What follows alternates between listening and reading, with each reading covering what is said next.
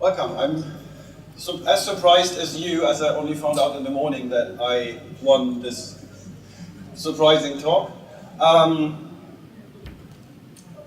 gave this 3 weeks ago in Orlando at the Agile conference, and when I submitted it in spring, it was meant to be very provocative and polarizing, which led to a lot of nice feedback on the website and to the talk being accepted.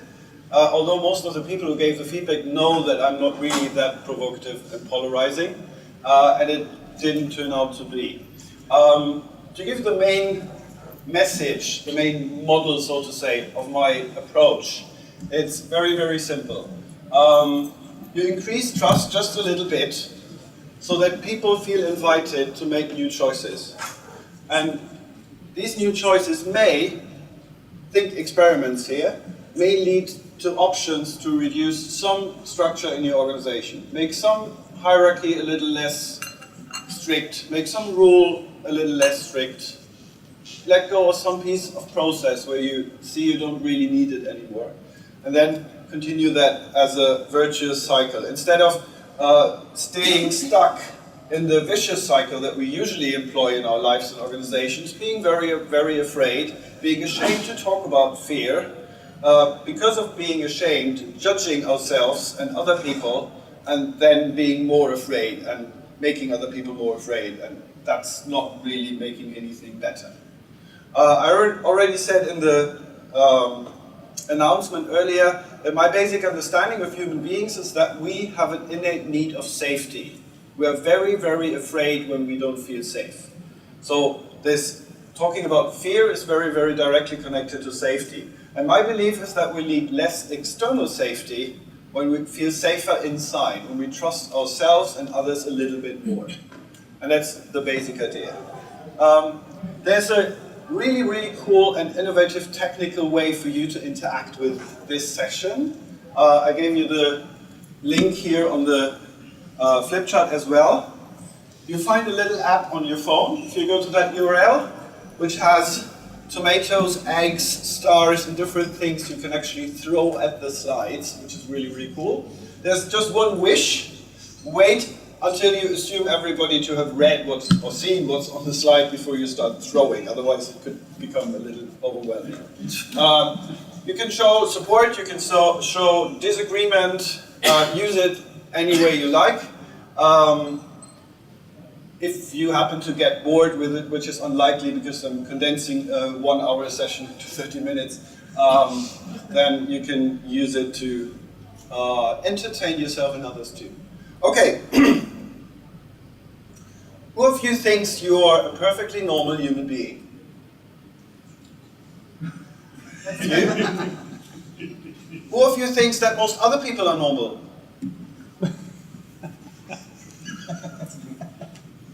You spot the problem? Normal is a very individual thing. And we're taught that normal is some sort of average, which is it actually isn't, right? So, I was taught, and I think most of us are taught, that being normal is what's expected.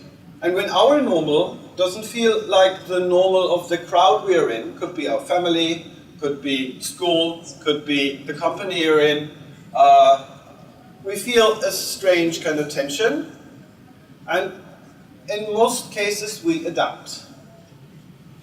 And we do that again and again in the course of our lives, and that doesn't lead to good health, it doesn't lead to happiness, and I think it's one of the main blockers for change, that there's so many things we have picked up in our lives, expectations, attitudes, habits, aspirations that are not really our own, but that came from a context we adapted into because we wanted to be successful in that context, we wanted to be liked or loved, or we simply needed to survive. And we thought that to survive we need to be somebody that's not really ourselves.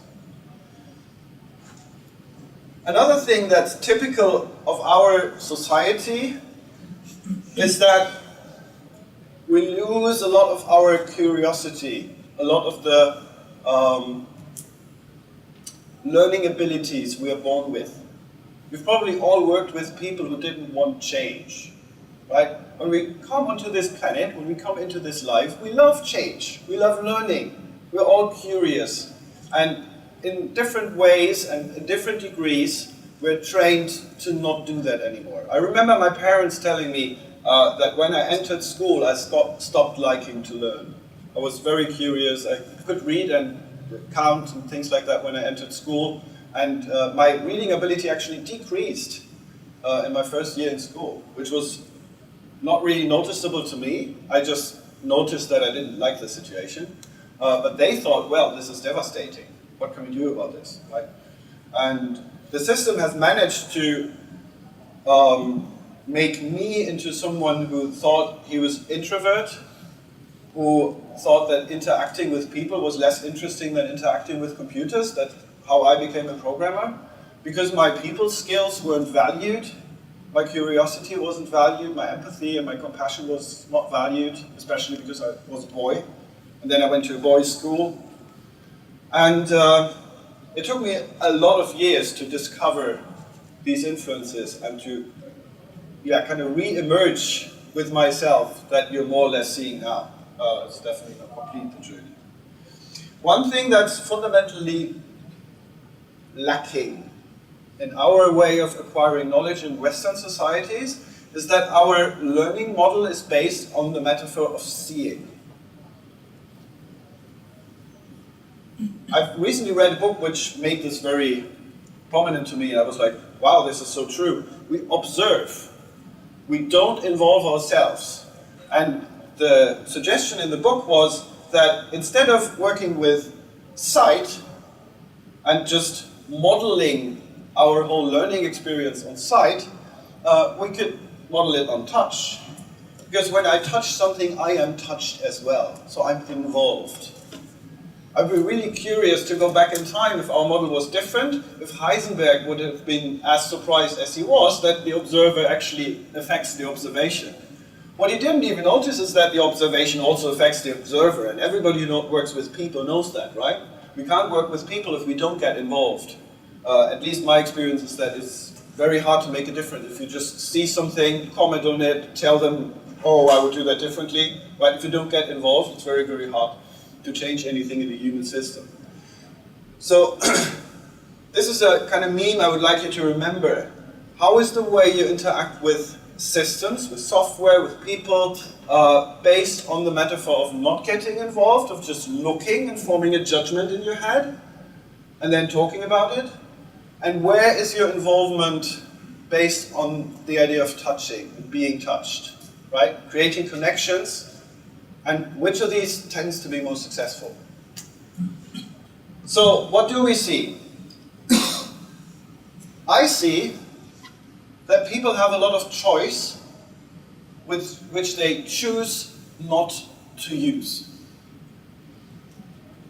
We have so many obligations, so many things we think we have to do, we should do, are expected, are needed, and we rarely are aware how much choice we have in our lives. And one scene that after I fully understood it, made the concept of change totally change for me, is when you look at this scene with Morpheus in the Matrix. You remember how it is, right? He has a red pill and a blue pill, and the other guy is Neo, and he asks Neo, you have a choice.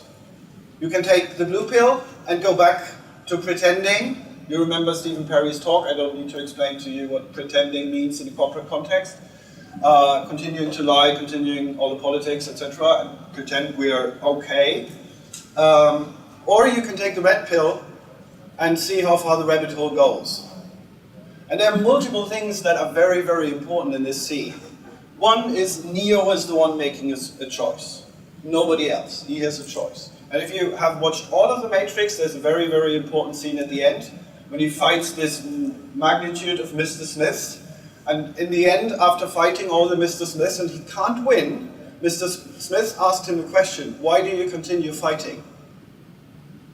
And the answer astonished me very much when I saw it the first time in the cinema, and I now understand it. Neo says, because I made the choice.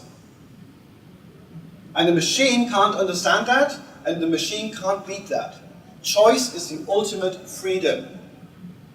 Seth Godin recently wrote that today being rich means having a choice, right? We are very, very bad when you're in a corner and don't have any option, any good option.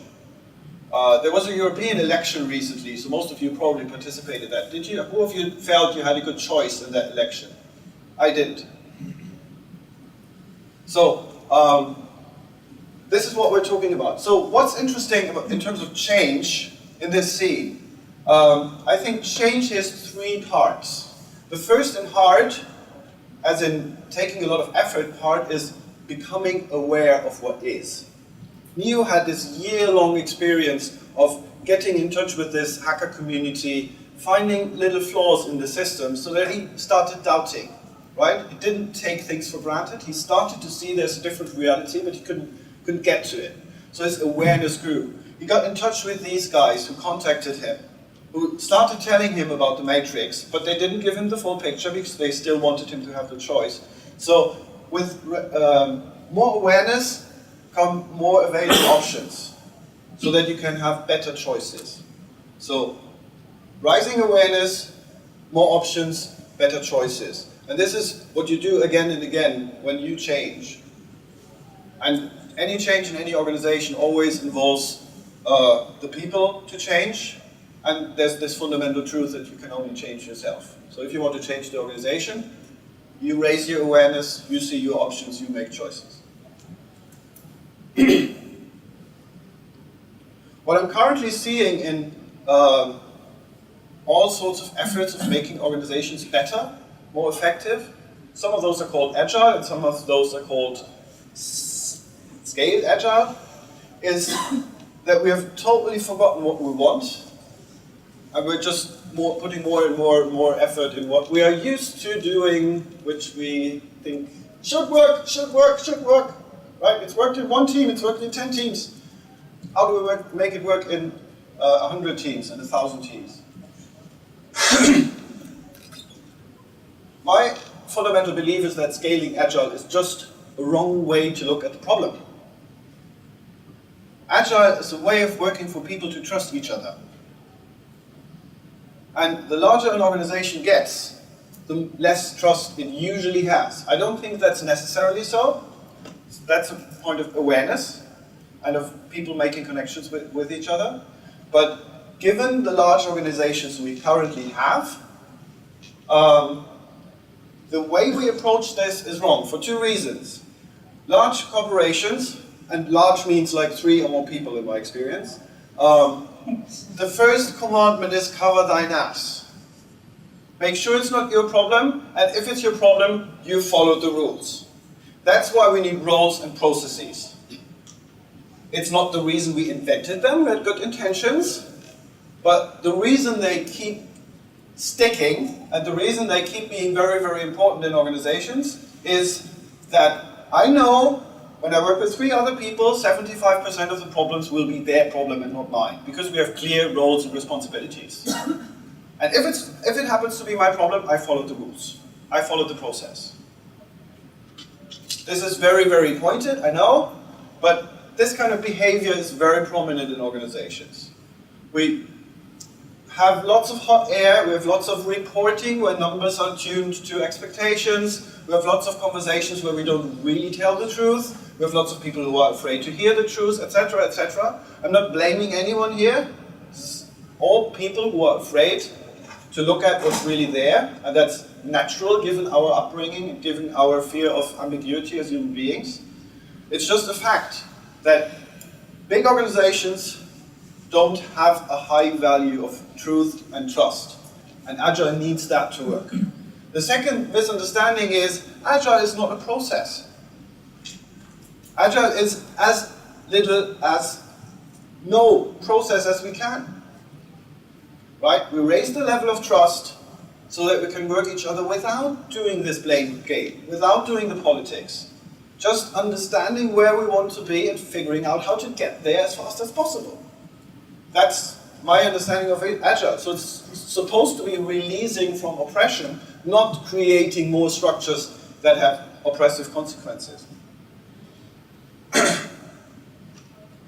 The situation is that we have an abundance of options, an abundance of possibilities, and we're starving. We're totally afraid. There's a fundamental existential conflict. I mentioned it before, I say it again. We have this problem that being authentic is very important to us as a human being. And another thing that's very important is feeling attached to other human beings. And these things frequently are not easily combined. So as a baby, I have this drive of doing what I want and doing what my mommy wants, because then she'd be happy and she'd love me. Right? Very, very simple. And even when I'm still in the womb, I will sense her doing the same game. So I've already learned to play this when I enter this world. It's built in. It's a built-in conflict of being myself versus doing what other people want or what I think I need to do to have attachment. On an organizational level, these false identities that we create lead to a bigger problem. Because of our need for freedom and the safety that we want by being in an organization that pays for my time, we create explicit contracts where we give up a certain amount of our freedom for safety. Everybody does that. If you're a freelancer like me, you still do that, right? You agree to do something with somebody, they pay for your time or for something you do, and you give up a bit of your freedom. And that's okay. Anything that's conscious about this contract is okay. Have you ever signed a work contract which said you will need to do something which you don't want to do? Have you ever signed a work contract which said you will need to work with somebody you don't like? Things like that, right? Things come in with the package, right? We can't see everything what's there. In every organization, every context, there will be some things that don't fit. And these unconscious limitations of my freedom, the limitations of my freedom that I didn't explicitly agree to and I don't see the benefit for, these lead to oppression. Oppression, Auguste de Boal is a theater guy, and he said, oppression is a relationship in which there's only monologue, although dialogue would be possible. So, somebody telling me to do something, somebody telling me, you do this and you are accountable, that's oppressive. And we don't like oppression.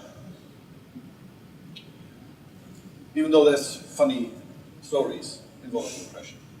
My fundamental belief is that we deserve to love what we do. We spend most of our time awake as adults at work. And I think people should love to live, or be allowed to love to live. And a lot of life is work. So I think we deserve to love what we do. And the environments we grow up in, we work in, are not really helping that happen. The basic reason, I'm coming back to it, the blooming great ambiguity of the universe is making us shittily afraid. Ambiguity generates anxiety. I don't know what to choose. I don't know what will happen tomorrow. And that's making me afraid. And that's okay. That's just about being human. The problem is we don't talk about it, right? Fear. Nope. We don't dare to be vulnerable. We don't dare to show that we're ashamed. And because of that, I mentioned this circle before, we judge people. And we feel judged, and we judge ourselves. That's the worst thing, right? So this circle is happening inside every human being's head. Maybe not with the Dalai Lama's head, I don't know. But with most human beings, right? We feel not worthy, we feel not good enough, whatever. You can find lots of examples from yourself. Basic thing, Buddhists say that pain is inevitable, but suffering is optional. Right? We have this habit or culture, tradition, I don't know, of imagining reality should be different from what it is. And that's causing the suffering, that's causing the judgment. So let's look into the mirror, let's acknowledge what's there. Let's create matrix moments where we can realize which choices we have. raise our awareness so that we can actually see the options that are available that were blocked because of our fear or our shame, the judgment. Software development was in a crisis. They discovered that in 1970 when they invented software engineering to solve it. The crisis hasn't stopped, which doesn't really fit the definition of a crisis because it's temporary. So software development has always been in a crisis. Something's fundamentally wrong here. This is an adaptation of a quote from Neil Gaiman. If you haven't seen the commencement speech he gave at the University of the Arts, Philadelphia, 2 years ago, Google it. Make Good Art is the title. Great. The rules of what is possible or not in software have been made by people who haven't tested these bounds of the possible by going beyond them. Software doesn't have physical boundaries. It just does because we think it's engineering. So I want to inspire you to rethink how we think about software. When software development was new, they looked for available operational models in the 60s and 70s. Like management.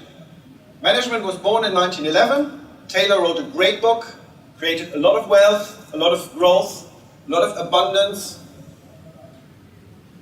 And the basic concept of management is that it's cheaper and better scaling for the organization if some people think and others do the work. Great idea.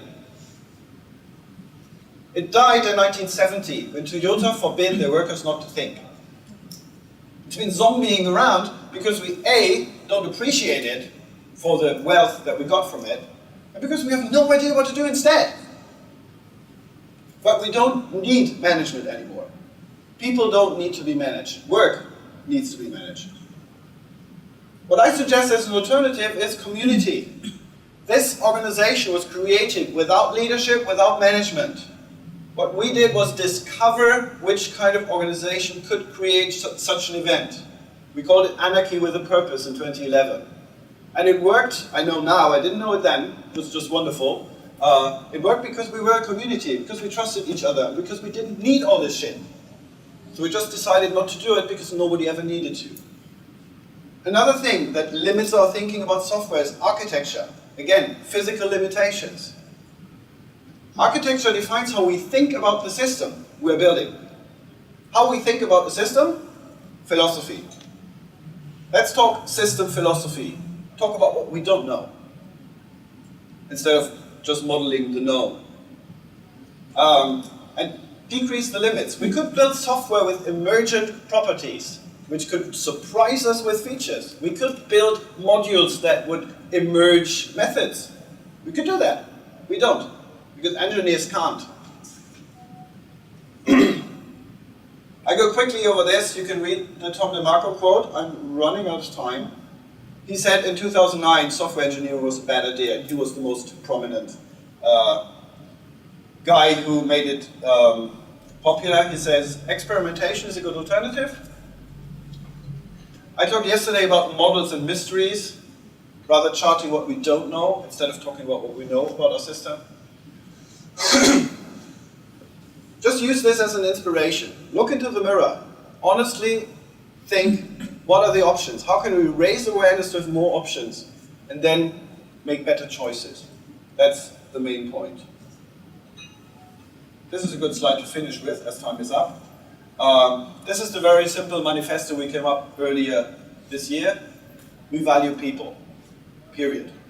I think that's the important bit in the Agile Manifesto. All the other stuff, processes, tools, contracts, plans, are things that we need as long as we need external safety. The more we trust each other, the less of that we need.